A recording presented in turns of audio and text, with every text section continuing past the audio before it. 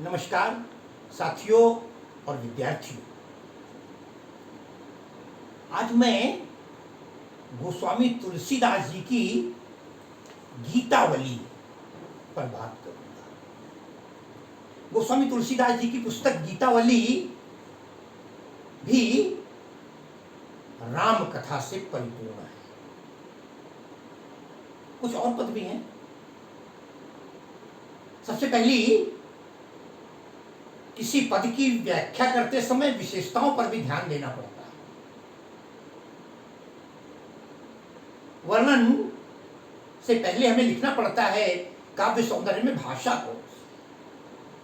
ध्यान रखिएगा, जहां रामचरितमानस की भाषा अवधी थी, वहीं पर गीतावली की भाषा ब्रिज भाषा है।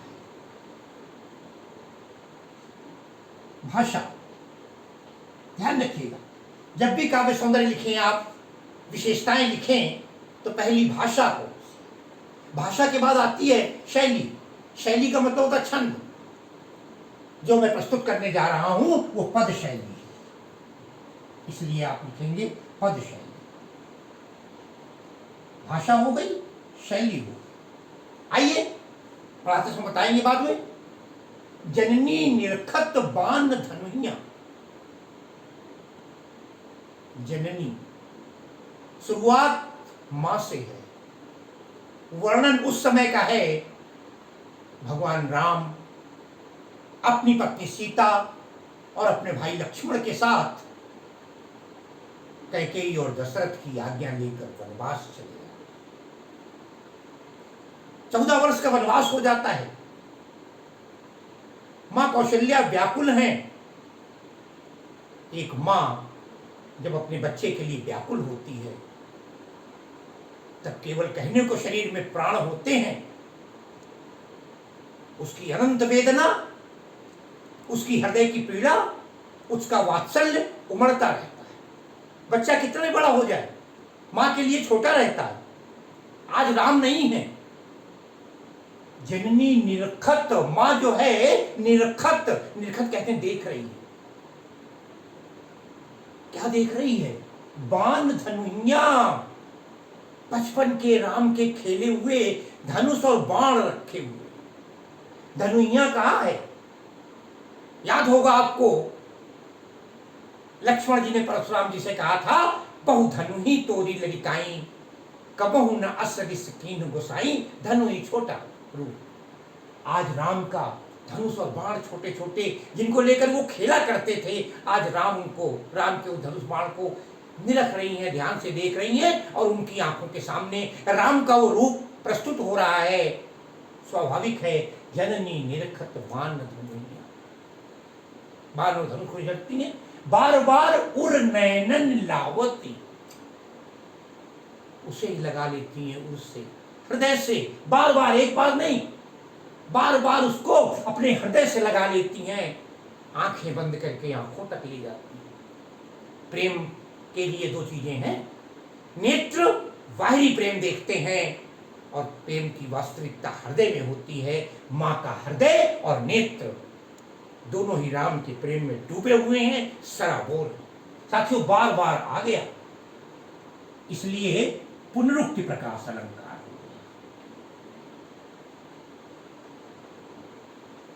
पुनरुक्ति प्रकाश, बार बार उर नैनन लावत, अपने हृदय से लगा लेती हैं धनुष बाण को ही।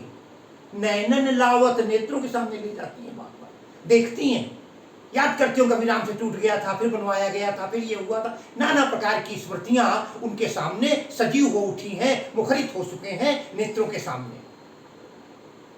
बार बार उर नैनन लावत, क्या क्या चीजें, और इसके अलावा प्रभु जी की ललित पनहिया, तब तक जूतियां उठा ली उनकी। पैरों में पहनने वाली चप्पलें पनही हैं, नहीं होती ना, पनही उठा, पनही जूते या चप्पल कहते हैं। सुदामा चरित में आपने पढ़ा होगा, जब द्वारपाल पहुंचता है कृष्ण के पास सुदामा के का परिचय देने के लिए, तो वो कहता है, शीश पगान जगह तन में और प्रभु जाने को आही बसे के ही ग्रामा। और धोती फटी सी, हाल देखिए, धोती फटी सी लटी दुपट्टी, और उपाय उपाना की नहीं, पैर उपाना, ये पाना है वही पहनैया है, पैरों की चप्पलें हैं। कहते कबहू प्रथम है, बार बार उर नैन नीलावत, प्रभु जी की ललित सुंदर पनैया, उनकी चप्पल जूते सैंडल, आप आज की भाषा में जो कहें, आजकल लोग तो हम सीटी बजने वाले जूते, तरह तरह के बच्चों के जूते, रंग बिरंगे डिजाइनदार, आज माँ उन पनहियों को लेकर के कभी आंखों में लगा लेती है, कभी हृदय से लगा लेती है, धनुष बाण देखती है, बार बार उसका मन भटक रहा है उनकी याद में, अरे यहाँ तक तो ठीक है, और कभी अचानक मूड बदल जाता है और उनको लगता है राम कहीं गए नहीं। क्या होता है देखें आप, कबहू प्रथम ज्यों जाए जगावती, सवेरा हुआ, माँ उठी, उठने के बाद सीधे उनके कमरे में चली गई, शयन कक्ष में चली गई जहां राम सोते थे। कबहू प्रथम, सबसे पहले उठते उठते ही, जो जिस प्रकार जाए जगावत, जैसे पहले जगाती थी वैसे फिर पहुंच जाती है। कई बार ऐसा होता है, हम देखते होंगे कब तक धारावाहिकों में, हमें ऐसा लगता है हमारा बेटा आएगा, माँ बार बार दरवाजा खोलती है, कबहू प्रथम ज्यों जाए जगावती, और जगाती भी कैसे हैं, कहीं प्रिय वचन सवारे, सवारे वाले सवेरे, सवेरे सवेरे बड़ा मीठा बोल कर जगा। ध्यान रखिएगा, कहा जाता है सुबह जगाते समय बड़े प्रेम से जगाना चाहिए, डांट के नहीं जगाना चाहिए। बचपन में हमने कविता पढ़ी थी ना, उठो लाल अब आंखें खोलो, और पानी लाई हूँ मुंह धोलो, बीती रात कमल दल फूले, उनके ऊपर भंवरे झूले, अचलिया चहक उठी पेड़ों पर, बहने लगी हवा अति सुंदर। ये था उस समय, जागिए ब्रजराज कुंवर, जगाया जाता है, माँ जगाती है, कहीं प्रिय वचन, बड़े प्यारे वचन, कहा जाता है वो कहकर जगाओ। जो आजकल तो लोग करते क्या हैं, बच्चे को फोन दे देते हैं, ले ले फोन तू खोल ले, और नाना प्रकार की कार्टून लगा देते हैं टीवी पर, घर पर, और बच्चे को जगा देते हैं। एक टाइम कहीं प्रिय वचन, बड़े संवारे प्रिय वचन बोल करके संवारी थी, और कहती क्या थी, बच्चे के मन भावन चीज को कहती थी, उठो तात, हे बेटा उठ जाओ, उठो तात, बलि मात बदन पे, मैं तुम्हारे बदन पर, तुम्हारे शरीर में बलिहारी जाऊं, प्रसन्न हो रही हूं, बड़ी अच्छी लग रहे हो तुम, बदन पे अनुज सखा सब द्वारे। दो बातें हैं, अनुज और सखा। अनुज कहते हैं भाई को, छोटे भाई, अनु माने छोटा और जा माने जन्म लेने वाला, अनु माने बाद में, जो बाद में जिसे जन्म लिया है, तो अनुज कहते हैं छोटे भाई को, अग्रज कहते हैं बड़े भाई को। राम से सब छोटे थे, तो अनुज और सखा तुम्हारे मित्र भी सब द्वारे, सब दरवाजे पे आ गए हैं, गेट पर आ गए हैं, राजभवन के सामने आ चुके हैं तुमसे मिलने के लिए। और बेटा तुम अभी तक सोए हुए, भूल जाती थी उस समय, वो बड़ी प्रसन्नता से जगाती थी, उठो तात बलि मातु बदन पे, अनुज सखा सब द्वारे। फिर इतना ही नहीं, और क्या बोलती है माँ कौशल्या, कबहू कहत यो बड़ी बार भई, कभी जैसे पहले की यादें हैं, कभी कहने लगती थी, कबहू कहत यो, क्या क्या कहती हैं, अरे बड़ी बार भई, बहुत देर हो गई बेटा, सूरज निकल आया है। सूरज निकला, चिड़िया बोली, कलियों ने भी आंखें खोली, आसमान में छाई लाली, हवा बही सुख देने वाली, ऐसा सुंदर समय न खो मेरे प्यारे, अब मत सो। हमें लगता है कविताएं कहाँ चली गई जो पहले हुआ करती थी। कहते कबहू कहत यूं बड़ी बार भई, बड़ी देर हो गई है, अरे जाओ भूप पा भैया, राजा के पास जाओ, यहाँ भूप कौन है, राजा कौन है, दशरथ जी अर्थात तुम्हारे पिताजी बुला रहे हैं, पिताजी के पास जाओ, बातें करो, आनंद लो, पिता पुत्र का प्रेम हो। कहत कबहू कहत यूं बड़ी बार भई, जाओ भूप पा भैया, हे भैया, हे बेटा, हे राजा, हे मुन्ना, जो भी है, अपने राजा के, अपने पिता के पास पहुंच जाओ, भूप के पास पहुंच जाओ। बंधु बोली, अरे भाइयों को बोलो, भाइयों के साथ बोल बातचीत करो। जेई, जेई माने जीमना, खाना, कुछ खाओ, नाश्ता करो, कलेवा करो, उठो पाठ पढ़ो, पाठ फिर करो कलेवा, बढ़िया काम करो, उठो सवेरे, रगड़ नहाओ, ईश विनय कर, शीश जुआओ। ये सब हमारे बाल पोथी पर पढ़ा करते थे, कभी गीता प्रेस से निकलती थी।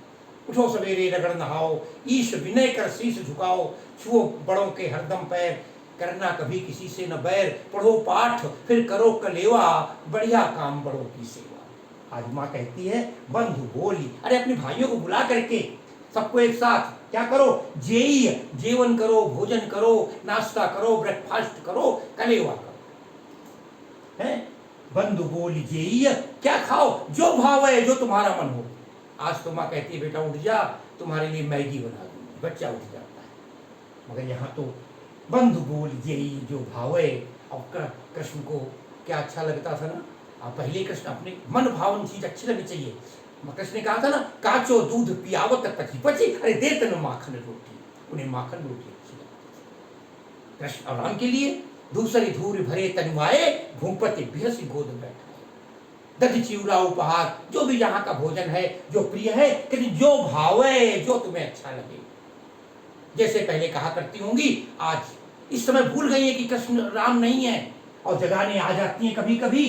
जो भावे गई निछावर मैया, अरे तुम्हारी माँ तुम पर निछावर है, तुम पर लुटी जा रही है, तुमसे प्रसन्न है, बेटा उठो और पहुंच जाओ अपने पिताजी के पास, निछावर मैया। और अचानक होता क्या, कभी क्या हो जाता है, कबू ही समुझी बन गमन राम को, कभी जो अचानक याद आ जाती है कि राम तो वनवास जा चुके हैं, राम तो है नहीं, हमारा वो बेटा हमसे दूर हो चुका है। कबहू समुझी, जब समझ जाती हैं, क्या समझ जाती हैं, वन गमन राम को, राम का वन गमन समझ जाती हैं कि राम वनवास चले गए हैं राम को, तो रही लचक चित्र लिखी सी। साथियों बड़ी गजब की लाइन है, अक्सर काव्य सौंदर्य में लाइन आ जाती है। रही चकी, चकाचौंध होकर के, आश्चर्यचकित होकर के, एक टक होकर के, एक टक आंखें चित्र लिखी सी, जैसे चित्र में लिखा हुआ व्यक्ति हिलता डुलता नहीं है, स्थिर हो जाती है, जड़वत हो जाती है माँ, स्तंभित हो जाती है। अचानक अरे मैं तो जगा रही थी, राम तो है ही नहीं, मैं तो बैठी हुई हूं, बैठे में अचानक याद आ गई राम तो वनवास जा चुके हैं।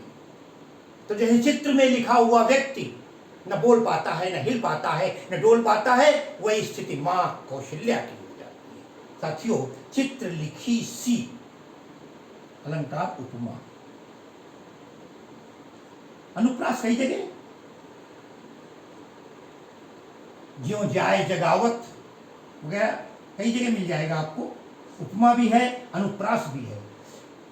कहती कबहू समुझी बन गमन राम को, अरे रही चकी चित्र सिखी सी, चित्र लिखे के समान हो जाती हैं, हिल डुल नहीं पाती, जड़वत हो जाती हैं। ऐसा लगता है कि बस केवल सांसें तो चल रही हैं, चित्र लिखी सी। तुलसीदास वो समय कहे थे, तुलसीदास जी कहते हैं उस समय को क्या वर्णन करें, क्या कहें राम को और कौशल्या के उस प्रेम को देखकर। कैसी लगता है, कैसा लगता है माँ और बेटे का वो वात्सल्य प्रेम। कहती लागत प्रीति सिखी सी, सिखी कहते मोर, मोर जैसा प्रेम लगता। आपने मोर का प्रेम क्या है, मोर का प्रेम कई रूप में है। सावन का महीना पवन करे शोर, जीरा रे झूमे ऐसे जैसे वन में नाचे। मोर नाचता है, नृत्य करता है।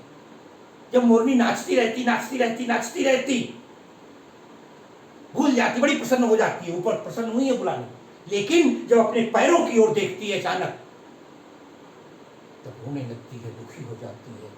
वही मोर की भांति उनका प्रीति, उनका प्रेम दिखाई देगा। ये है उनकी पीड़ा का कारण।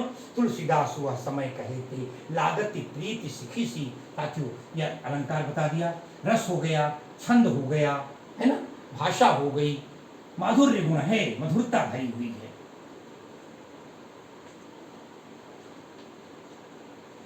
रस की बात आती है साथियों, वात्सल्य रस है, स्मृति जन्य है, याद आ रही है। एक जहां जहां याद आवे वहां वहां स्मरण अलंकार भी हो जाता है। और स्मृति जन्य वात्सल्य रस, स्मृति जन्य वात्सल्य रस। कौशल्या के हृदय की पीड़ा, माँ के हृदय की पीड़ा, मातृत्व की परिभाषा इंगित करता है गोस्वामी तुलसीदास जी का ये पद, जननी निरखत बान धनुया।